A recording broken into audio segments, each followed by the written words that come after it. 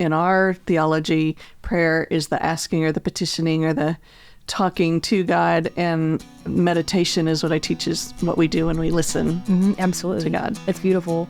And the Bible even tells us to meditate on the word.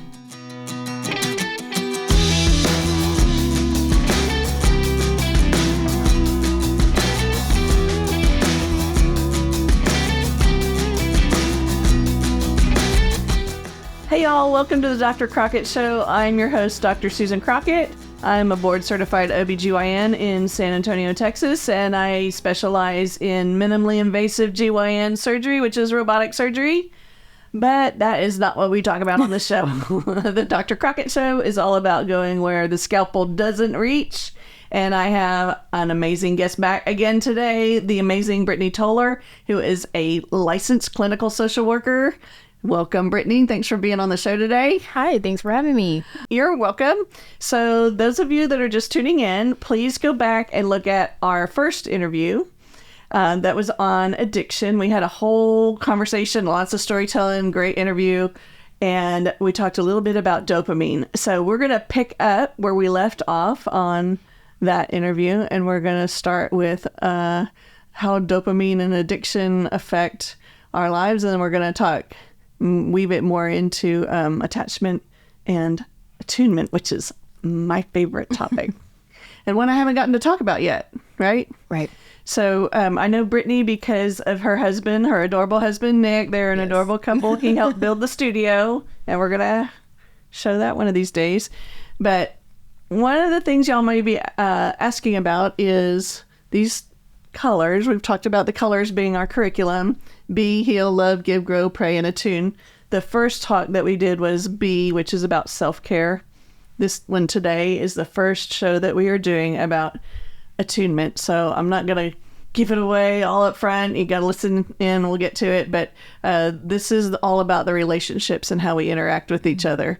And I think this is a really important conversation for us to have today. And I think it's interesting how we're getting here from addiction and dopamine to how we are in the world and with each other. Absolutely. So we were talking about dopamine and how dopamine is kind of our pleasure, joy, contentment kind of thing. One of the things that I have seen in addictions, whether it's addictions of substances or alcohol, or like you mentioned previously, sexual addiction, pornography, it can be anything that we do called buffering, which is distracting from our normal day. It can even be something that seems good on the surface, like work addiction or exercise addiction. So anything that's causing us to not be able to live in the moment. Right. And one of the things that I was really impressed upon recently was about how when we're buffering or doing those things or turning to our addictions, a lot of the time in our society, it's because we are not able to sit with being bored. We have a discontentment with boredom. And so I want to give you a chance to kind of talk a little bit about dopamine and that whole thing and how that plays out. I mean, boredom is such an activator. Earlier we were talking about triggers and activators, right? Things that activate the need to use. And boredom is a huge one. So in addiction treatment, we use the acronym of HALT: hungry, angry, lonely, tired. Oh, wait. Sorry, they're always just coming out. There's my Instagram for this show. Okay, so HALT. H-A-L-T. Yes. H-A-L-T. HALT. Hunger, anger, lonely, and tired. Okay. And so when people are new to recovery, and when I say recovery, I'm not just talking about recovery from addiction treatment. I'm talking about recovery from work burnout, recovery from toxic relationships, recovery from trauma, right? So when we're trying to recover and we're trying to get those dopamine receptors back online, we have to be aware of things that activate the need to numb or the need to escape, right? And so some of the things that we kind of highlight is hunger, right? Are you feeding your body? Like, do you really want that glass of wine when you get home from work, or are you really hungry or thirsty? And how you figure that out? Yeah. And it's simple as like, have I eaten today? Have I eaten something that's actually nourishing to my body? Yes. Or am I just feeding it crap? Like, what does my body need, right? Kind of going back to what we talked about in the last episode with our check-in. Like, what's my body doing? Yep. Angry, what's my mood? Right? Am I hangry, which is a combination. Both of them together. The loneliness can come with the boredom. I think that ties right into it. And am I tired? Right? Yep. Do I need a nap? Do I need spiritual rest? Yeah. Right? Do I need mental rest or emotional rest? Like, what does that tiredness mean? What does that look like? And then boredom, like, if my hands aren't doing something. If I'm not scrolling or interacting or getting a hit from my Instagram posts or whatever. Yeah. Can I just sit? Right. That's a lost skill. I think it's coming back. I think there's so much more conversation about meditation and mindfulness and becoming able to sit and be still. And that's been a game changer for me. A lot of times I get patients who are confused about what meditation is and think it's something woo-woo or against their religion or something. And really it's just being able to still your mind and listen. My background happens to be Christian. We're non-denominational, we love everybody on the show. Like, everybody's welcome. But in my patient population is Christian, and a lot of times they are hesitant to embrace a philosophy that they see as being typically more Buddhist or Eastern religion, such as meditation. And one of the things that I talk with them about is that a lot of times in our theology, prayer is the asking or the petitioning or the talking to God, and meditation is what I teach is what we do when we listen absolutely to God. It's beautiful. And the Bible even tells us to meditate on the word, right? It does. It does. It tells us to meditate on the word, right? And so one of the most simplest definitions that I've come across when teaching mindfulness, I actually got it from Brené Brown, which is it's simply paying attention. Right. So when we're being mindful, we're just simply paying attention to what's here. To what's here, what's right in front of us, this present moment. Who am I? What am I? Where am I? How do I feel in this present moment? Oh my gosh, you just gave me such joy because, I'm sitting here having this conversation with you and I'm thinking about other things like the camera. What am I going to say next? Like, oh, this is great conversation. Then all of a sudden you said that, I'm like, oh, this is like a great moment. Like, I want to take a snapshot and remember this. That's really cool. And give me a little jolt of joy. I think the other thing that has come from me practicing meditation, besides just being able to still my brain, and which has helped with my stress and being able to handle everything, the other thing is that it's the place at which ideas and creativity come in. And so for me, if I'm not able to sit there and still my brain, it inhibits my ability to think of, well, what am I going to teach next, or what do I want to create next, or what do I want to do? Okay, dopamine and addiction. So where do we go to? How does that dovetail with attachment and attunement? Because I told y'all the attunement is something that I love talking about, but I want to give you a chance to talk a little bit about the relationship between addiction and attachment. A lot of the clients that I have worked with over the past couple of years, whether they were in active addiction, whether they were coming out of bad relationships, we somehow get to this conversation about attachment. And so when I teach attachment, I try to teach it in a very simplistic way. So we have two types of attachment, either secure or insecure. I can't get more basic than that. Right? We either feel securely attached to a place to belong, or we don't. And when we find ourselves on that insecure attachment side, that's when we have to fill that void with something. Oh, there's a bullet point. That's where when we're not attuned, we're not attached, right? When we're not attached, when we're not securely attached and have a place to belong, we will search for that and we'll fill that void. Okay, so I just had a thought. So I am going to talk about my philosophy on attunement right now. Perfect. Okay, so when I teach these things, I teach the 6 the first 6 dots are all things that we do internally, that we're taking care of ourselves. The last one is how we relate. It's relationship. So that may be interpersonal relationships like this. It may be my relationship to a sound I hear, a sound wave in the world. Or this is ironic, we're filming this today during an eclipse, right? Yeah. It's the lunar eclipse.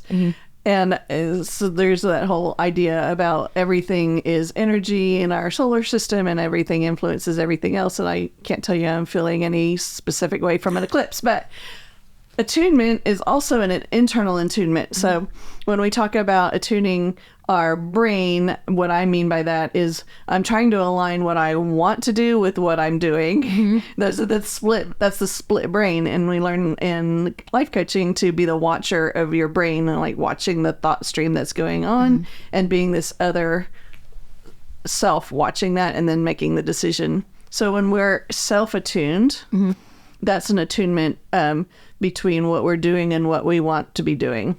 And I think when you talk about people being out of alignment or out of attunement, it doesn't necessarily have to be an external thing like a broken relationship or a trigger from an outside trigger. It can just be that knowledge that we're sitting there not attuned to ourselves. Right. Like we're not doing and living the way we want to be living for whatever reason. You got me so excited. So, I want to kind of give you some information and then highlight. Okay. So there's 5 primary components to secure attachment. So the first one is protection, a felt sense of safety. Number 2 is attunement, feeling seen and known. Number 3 is soothing and reassurance. 4 is expressed delight. And 5 is support for your best self. So unconditional support. Okay. So I want to go back to number 2, which is the attunement piece and why this is so important. So in early development, babies aren't able to do for themselves. Right? They cry and they need to be taken care of. And so from before we have language, before we're able to speak words, we have attunement. To the mother's eyes, the facial expressions, like babies know that first and they learn super quick. And they learn it super quick. And so that then begins to tell us the story that we know about ourselves and about other people, right? Right. So the first attunement that we have is to our caretakers, our protectors. And then that gives us a sense of attunement to self, right? Yep. Because when we start trusting outside of us, then we learn the trust internally. And when that's broken early... Oh, that makes so much sense. Right? Yeah. And that's broken early. We're either searching for it outside of us. We don't know how to develop it within us because no one ever taught us. Yep. And so here we are developing all of these insecure attachment, feeling insecure about ourselves, not seen, not known, not protected, not delighted in our best self, Right. and unconditional support. Right. Right. Wow. That makes so much sense. That's great. And then you go seeking it from whatever gets you that dopamine hit because the alignment's not there. Absolutely. Huh. Cool. Ooh, there's the show. That's it. I'm just kidding. We have a little bit more to talk about. So go over the 5 things again. Tell me the 5 types of attachment. So the first one is protection. Okay. Attunement is number 2. Soothing and reassurance is number 3. So soothing our emotions, having a reassurance that things are going to be okay. Being able to do that to ourselves. And in our relationships, express delight. So one thing that was really exciting whenever I opened the door, I knocked to come in today, and you opened the door and you had this huge smile on your face and you were like, oh my goodness, hi, Brittney. That does something chemically to us. Oh, wow. Yeah, I was delighted to see you. You're delighted to see me. I was delighted to be here. And in that delight, we were able to connect. Yeah. And in that instant. In that instant. Yeah. And that made us feel more secure with each other, made us feel more secure within ourselves. And that's how we end up here a few hours later having this kind of depth of conversation. Absolutely. Yeah, that's a cool modeling, isn't it? Yeah. And then the last thing is the unconditional support. So this is a really important one. You're in a really awesome marriage. Y'all are adorable. And I know your husband, Nick, is Great. So that there's something to that within a relationship between people and specifically in marriage, but that also translates to like the job and, you know, the employees, the people we work with, ourselves. So I'm single. So how does that apply to all of the viewers that I have that are single? So you have relationships outside of romantic relationships. We have like a tribe. Having your tribe, having your group of girls. That's what we're building here. This is our virtual tribe. This is your tribe, right? Yeah. And this is the support, the unconditional support that you get from the people that work with you, from the people that listen and call in and say, hey, this has changed my life. That keeps you attuned and feeling secure in what you're doing. You feel attached. You feel attuned to your guest. You feel attuned to your audience. Yep. Right. And then that helps build that self-esteem, that self-confidence, all the things that you need to continue to do more of what you're doing. Yeah. It's an endless cycle. It's a trust cycle. Absolutely. So I think that is just hitting at a core spot with the philosophy of me learning how to do this. So I know a lot of y'all don't know me. A lot of you do because you've been my patients and supporters for a minute. But for those of you that don't know me, like, this is not my natural state. This is not my comfort zone. In fact, when I started doing the podcast in 2020, I had the very first podcast. If you go back and listen to it, it's about how to transform to becoming like the next step that you want to be. And so we called the podcast Becoming Virtuosa. The best version of, feminine version of yourself. But it was really like, y'all, I'm putting myself out there. This is scary. And then the same thing happened with starting to develop this format in this show. And the reason for doing this whole thing isn't like, oh, I want to go be famous on YouTube, right? It really sprung out of a desire to be able to share meaningful information with a wider audience than just you and I sitting and talking. And I think that the authenticity of service and, the desire to help other people is part of that cycle. And so I'm just riffing here.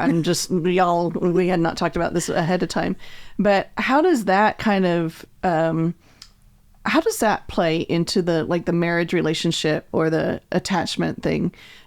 How is it different if somebody is coming into it with a genuine openness and transparency and availability and sincere desire versus somebody that's coming into it, like, say, for themselves or for ulterior motives, like they want something from the other person, whether it's money or stature or to be married or a name or whatever. Can you talk with me about that? How does that work itself out? And does that play into addiction theory at all? How does that play into attachment or attunement? But well, I guess we're kind of talking about it together. When we are broken, when we have insecure attachment. So since we talked about secure attachment, may I touch on insecure? Yeah. So insecure attachment shows up a couple different ways. So one is anxious, preoccupied. We become very preoccupied and anxious about the relationships and the attachment. And so this can show up in romantic relationships. This can show up in friendships too. Okay. Right? The friend that's like super attached and is like, hey, very clingy and things like that. That's showing that insecurity. I don't feel good enough, worthy enough to be in this attachment, this relationship. Okay. We have dismissive, which is like, I ain't trying to be with nobody. I'm not trying to have a relationship. Yeah. I'm a single, strong, independent woman. Like, I can do it on my own, right? And then we have disorganized, which kind of like a combination of the two. Like, I don't want to get in relationships, but once I do get in relationships, I'm just overly attached, right?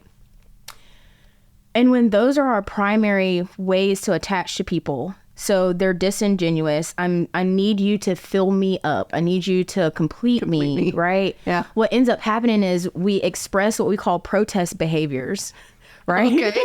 That's a phrase for me.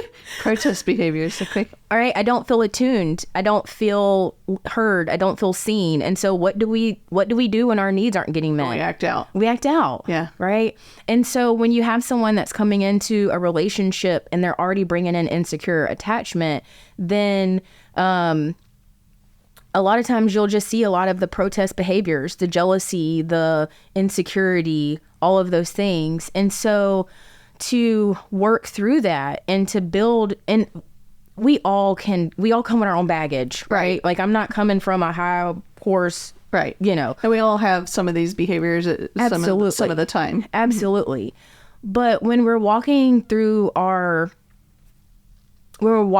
authenticity, we're intentional about building the secure attachment for ourselves and for the other person, right? I want to be attuned to my partner. Right. I want to be attuned, so when he walks in and he's had a bad day because he went to Sue's and she had a whole laundry list with cactuses on the roof, and then I asked him to plant next to the other happy cactuses.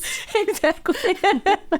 I can be attuned to that because I want to know his story. I want to know what's going on with him. I want to know how his body feels. I want to know what he's thinking. I want to know his emotions. I want him to do a check-in with me. So that we can both feel secure and attuned to each other. Yeah, right? That's beautiful. I'm thinking about it in terms of my workplace. So I own my own practice and I have employees. And there are times through the employment cycle where there will just be like this unrest within the staff. And it'll feel very anxious. Mm-hmm. Yeah, it just doesn't feel secure. And then there'll be cycles that we go through where everybody's on board and everybody's like attuned to each other and being kind to each other. And not that everything goes perfectly all the time, but there's just a trust and a secure attachment to each other in the workplace, a trust that you're going to show up, a trust that you're going to be kind to the patients and not throw each other under the bus and all. So I do think this is a broader picture than the relationship, but you just painted such a beautiful picture of that. That's awesome. Well, the great part about that is even as an employer, you can delight in your client or in your staff's best self, I do. I've got amazing staff, and it's taken a decade to build it. It is really, but I delight in them, and it's really fun to have a team where, you know that your patients are being taken care of and the patients delight in it. I can't tell you how often my patients will come in and they'll say, oh my gosh, this is the most amazing practice because every single person has been kind and taking care of me, and to be in that place is just fun. And the same for a marriage. Like, it's really fun to be in a relationship where you trust that you're there for each other and you are building on that and you're both in it to win it. And that's cool. And if I could add one more thing, kind of going back to our conversation earlier about music and being in band, attunement is so important, and we can always tell when we're out of tune. Yeah. So you asked me if I played an instrument, and I played, in band in middle school. Yeah. And I played the French horn. So think about little 100-pound me with a big old French horn. I can totally see that. But before every concert, we would tune up. We would attune to each other. Yeah, the oboe plays the tuning. I'm an oboist. I would play the A for the orchestra, and then the orchestra tunes to it, and we listen to the sound waves. And it's not just the notes that you hear this wah wah wah, and when it's really out of tune, it goes wah wah wah, and everybody's like, absolutely, yeah, absolutely. And we can feel that in our day-to-day life. We can feel that in ourselves when we're out of tune with self. We can feel that wah wah wah wah wah inside. It shows up in our thoughts. It shows up in how we present. It shows in how we connect with other people. Wow. Right? Wow. It's very telltale. It is very telltale. So you're speaking to my musician heart. I love that. And the further I get in medicine and just doing this type of work with wellness and philosophy, the more convinced I am about that theory of sound and energy being what connects us all. We're all one. We're all connected. I love that you're coming in as a counselor and a scientist and affirming that with what you see within the mental health field too. So it's beautiful. Attunement. Yes. Well, thank you for coming and doing another amazing interview, Brittney. I sure do appreciate you coming on the show, and I know our listeners do too. Thanks for listening. Please like and share the show, subscribe, tell all your friends. Maybe you have somebody that's struggling with these kinds of issues that needs to hear what we had to say. And thanks for being part of our Virtuoso community. And if there's anything we can do to help support you, give me some comments below. Tell me what you'd like to have us talk about on the show that would support you in your community and in your growth journey. Until next week, take care. See ya. Bye.